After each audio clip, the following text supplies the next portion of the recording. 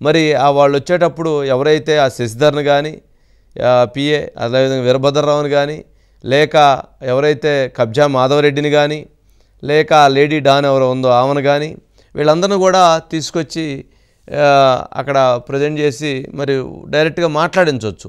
ఎందుకంటే వాస్తవాలను వెలుగులోకి తీయాల్సినటువంటి బాధ్యత మీడియా మీద ఉంది.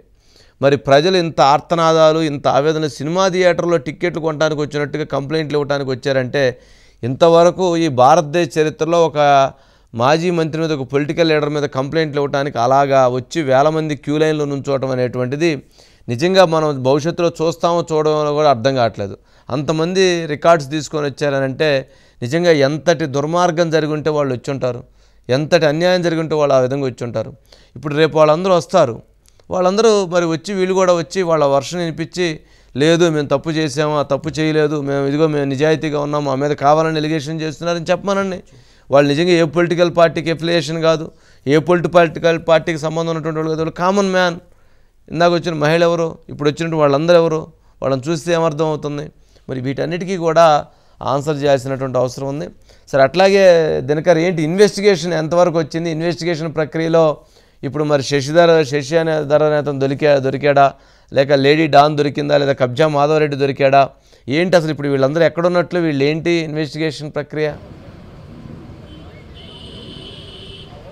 ఇది కీలకమైన అంశం వంశీ గారు. ఎందుకంటే చంద్రబాబు నాయుడును లేదంటే పవన్ కళ్యాణ్ను లేదనుకుంటే తెలుగుదేశం పార్టీ ఇలాంటి కూటమి ప్రభుత్వాన్ని కొంతమంది అధికారులు ఈవెన్ పోలీసులు కావచ్చు, రెవెన్యూ కావచ్చు, సబ్ రిజిస్టర్ అధికారులు తప్పుదారి పట్టిస్తున్నారా అనే అనుమానాలు కూడా వ్యక్తమవుతున్నాయి. ఎందుకంటే ఇటీవల మన శాసనసభలో చంద్రబాబు నాయుడు గారు మాట్లాడుతూ చిత్తూరు జిల్లా పరిధిలో 10 భూ కబ్జా కేసులు వెలుగు చూశాయని చెప్పన్నారు. ఇక్కడ మనం మహాన్యూస్ గ్రౌండ్ రిపోర్ట్లు తిరిగినప్పుడు లేదనుకుంటే ఈ మదనపల్లె ఫైల్స్ పెద్దిరెడ్డి భూమాఫియా వెలుగు చూసిన తర్వాత దాదాపుగా 2000 మంది ముందుకు వచ్చారు. కేసు కంప్లైంట్ ఇచ్చిన వాళ్ళు 1000 మంది ఉన్నారు. సో అలాంటిది అధికారులు ఎందుకు ఇంత అంటే ముఖ్యమంత్రిగా చంద్రబాబు నాయుడు చాలా బిజీ, పవన్ కళ్యాణ్ చాలా బిజీ, లోకేష్ చాలా బిజీ. అయితే ఇంత తప్పు చేసి నేరుగా ఫిర్యాదులు చేస్తూ మహిళలు వస్తున్నారు ధైర్యంగా ముందుకు, మీడియా ఇచ్చిన ధైర్యంతో, మహాన్యూస్ ఇచ్చిన గ్రౌండ్ రిపోర్ట్ ధైర్యంతో, లేదంటే మహాన్యూస్ చైర్మన్ వంశీ ఇచ్చిన పిలుపుతో ధైర్యంగా ముందుకు వస్తున్నారు. ఎందుకు పోలీసులు కేసులు నమోదు చేయడము, రెవెన్యూ అధికారులు ఆస్తుల్ని సీజ్ చేయకుండా, లేదంటే సబ్ రిజిస్టర్ అధికారులు ఆ మంత్రులకో లేదంటే ఐఏఎస్ అధికారులకో చెప్పి ఆ రిజిస్ట్రేషన్స్ క్యాన్సిల్ చేయకుండా ఎందుకు నానుస్తూ ఉన్నారు? ఇంకా ఎన్ని రోజులు ఈ విచారణ కొనసాగుతుంది? అరెస్టులు ఎప్పుడు ఉంటాయి? విచారణ ఎప్పుడు ఉంటుంది? ఆ రిజిస్ట్రేషన్లు ఎప్పుడు రద్దు అవుతాయి? ఈ భూములకు సంబంధించి ఎప్పుడు వాటిల్లో this site belongs to AP government, లేదంటే దిస్ సైట్ బిలాంగ్స్ టు పలాని ఒక ఆ రుద్రాలు మనకు చెప్పింది కదా, ఇది ఎట్లాగా ఎప్పుడు వస్తుందని చెప్పి అనేది కూడా పబ్లిక్ ప్రశ్నిస్తూ ఉన్నారు. ఖచ్చితంగా అని చెప్పినట్టు చంద్రబాబు నాయుడికి ఇది ఒక సవాల్గా తీసుకోవాలి. ఎందుకంటే పెద్దిరెడ్డి రామచంద్రారెడ్డి, మిథున్ రెడ్డి అక్కడ ఢిల్లీలో, ఇక్కడ ఆంధ్రప్రదేశ్లో తెలుగుదేశం పార్టీనే కాదు, ఈవెన్ చంద్రబాబు నాయుడికి సంబంధించో లేదంటే పవన్ కళ్యాణ్కి సంబంధించో ఆయన చేసిన విమర్శలు కావచ్చు, లేదంటే ఆయన తరుముకున్న విధానం కావచ్చు, ఇవన్నీ కూడా తెలుగుదేశం మర్చిపోతున్నట్టు ఉందని కూడా ప్రజలు ప్రశ్నించే పరిస్థితి. అసలు ఓల్డ్ నాయకుడు చంద్రబాబు నాయుడుకు అదేవిధంగా చంద్రబాబు నాయుడు గారికి ఇప్పుడు ప్రస్తుతం వీటి గురించి ఆలోచించి వీటి గురించి చూసేటువంటి పరిస్థితి ఉండకపోవచ్చు. ఎందుకంటే ఇప్పుడు డెవలప్మెంటు, విజను, పెట్టుబడులు లేటం, అప్పులు కట్టడం, డబ్బులు తీసుకురావడం, ఉద్యోగాల కల్పన చేయించడం, పారిశ్రామిక అభివృద్ధి సాధించడం, రోడ్లు వేయించడం, లేకపోతే ఇరిగేషన్ ప్రాజెక్టులు కట్టడం, అమరావతి కట్టడం, ఇవన్నీ ఒకవైపు ఆయనకి శరవేగంగా ఆయన ఆలోచనలు మొత్తం అటువైపు వెళ్తున్నాయి. కాకపోతే ఈ అంశం మీద ఈ దగ్ధం జరిగిన వెంటనే ఆయన డీజీపీని ఆదేశించారు, పంపించారు. తర్వాత 2 సార్లు ఇప్పుడు దీనిపైన రివ్యూ చేశారు. వీటికి సంబంధించి విచారణ వేగవంతంగా జరగాలని ఆదేశించారు.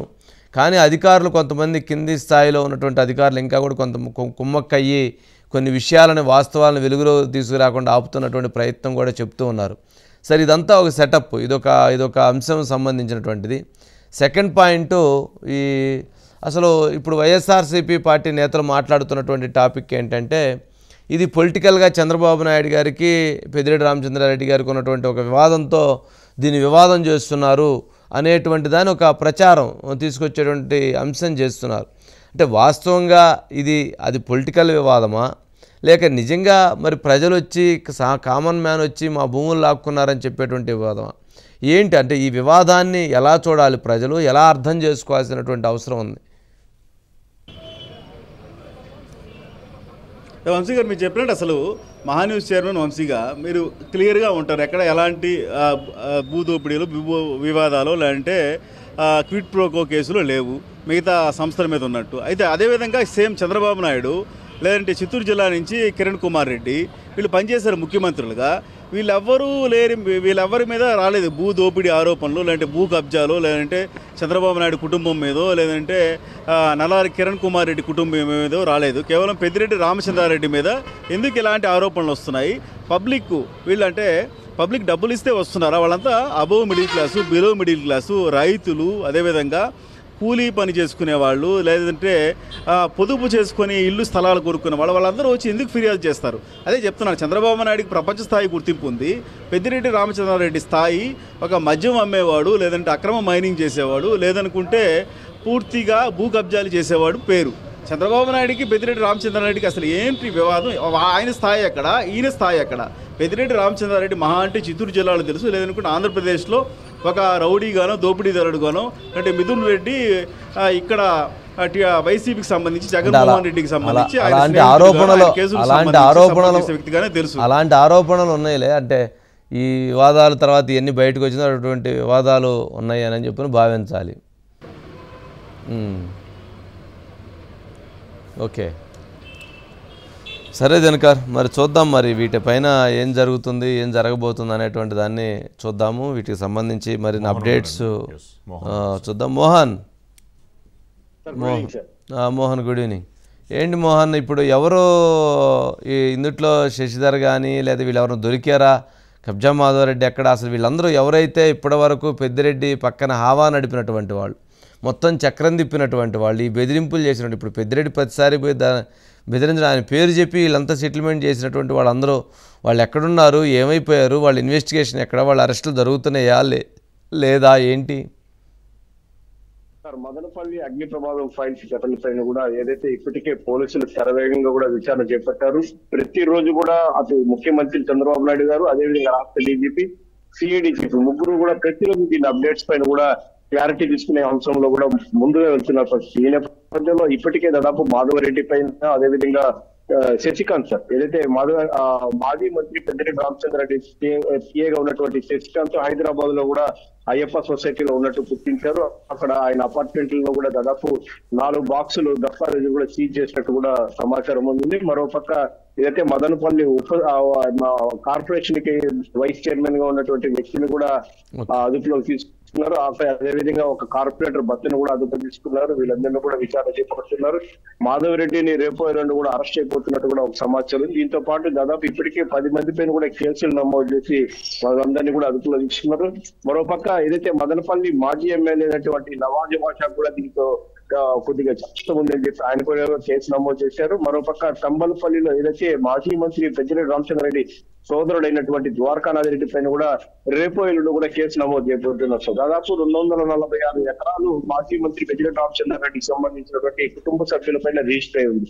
ఏదైతే ఆయన సతీమణి స్వర్ణలత పేరుతో 70 ఎకరాలు, మిథున్ రెడ్డి ఏం చెప్తున్నారంటే 70 ఎకరాలు ప్రభుత్వం దగ్గర ప్రభుత్వం కాస్ట్ కి ఆ భూమిని కొన్నామని చెప్తున్నప్పటికీ సాధారణమైన పేదలకు ఇవ్వనటువంటి భూములు ఒక మాజీ మంత్రికి మాత్రమే 70 ఎకరాలు ఎందుకు కేటాయిస్తున్నారు? మరోపక్క అదే విధంగా వాళ్ళ కుటుంబ సభ్యులకి తక్కువ ధరకి ఎందుకు కేటాయిస్తున్నారు అని ప్రశ్న ఒక పక్క.